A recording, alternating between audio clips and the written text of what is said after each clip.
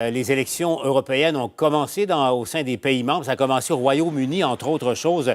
Les Britanniques votent là en ce moment. Les bureaux de scrutin sont toujours ouverts. On va aller retrouver Alexander Seal sur place à Londres, Alexander qui est journaliste indépendant. Monsieur Seal, il y a en politique de ces situations totalement surréalistes. C'en est une aujourd'hui parce que les Britanniques votent pour élire des députés européens alors qu'en temps normal, le Royaume-Uni va se retirer de la communauté économique européenne. C'est assez particulier, merci, là, comme journée chez vous. Oui, exactement. Donc, comme vous savez, le Royaume-Uni n'aurait pas dû participer à ces élections européennes parce qu'ils ont voté pour quitter l'Union européenne il y a 3 ans. Et comme vous savez, le Brexit a été reporté jusqu'en octobre. Donc, le Royaume-Uni est obligé de participer à ces élections européennes. Les Britanniques vont voter pour élire 73 eurodéputés, mais la question est de savoir combien de temps vont-ils siéger au Parlement européen. Effectivement. Revenons maintenant à la situation politique comme telle et résumez-nous un peu, Alexander, l'état d'esprit des Britanniques dans cette situation vraiment, vraiment particulière.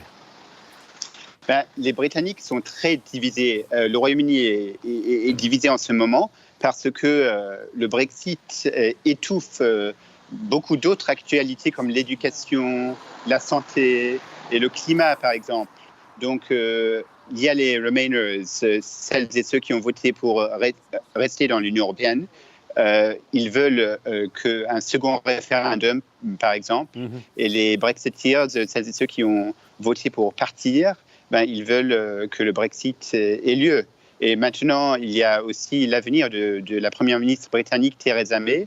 On dit, selon le journal The Times, qu'elle va peut-être annoncer sa démission donc ce vendredi. Mais rien n'est sûr en politique britannique en ce moment. C'est le moins qu'on puisse dire, Alexander, avant de se laisser. Donc, la première ministre actuelle devrait éventuellement quitter à terme. Le chef de l'opposition officielle, dont la popularité n'est pas suffisante pour faire de lui un prétendant légitime, enfin automatique, si jamais il y avait des élections.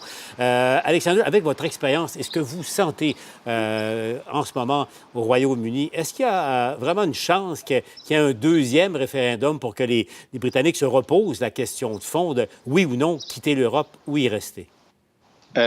Pour l'instant, les chances restent minimes, mais les Remainers veulent un second référendum et il faut regarder les résultats dimanche soir, les résultats des européennes, pour savoir quel parti pro-européen ont fait un bon score. Donc, on va savoir les résultats dimanche soir.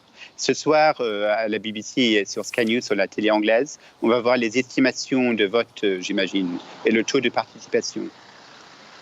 Donc, évidemment, il n'y a pas de réponse évidente et il n'y aura pas de réponse rapide à cette crise-là. Non, pas du tout, pas du tout. Il y en a qui espèrent, mais on va voir. Pour le Brexit, on voit au jour le jour maintenant, et minute par minute. Voilà, qui est dit à Alexander Seal, je vous rappelle, journaliste indépendant, nous parle en direct de Londres ce soir. Bien, merci Alexander d'avoir été avec nous à 100% Nouvelles.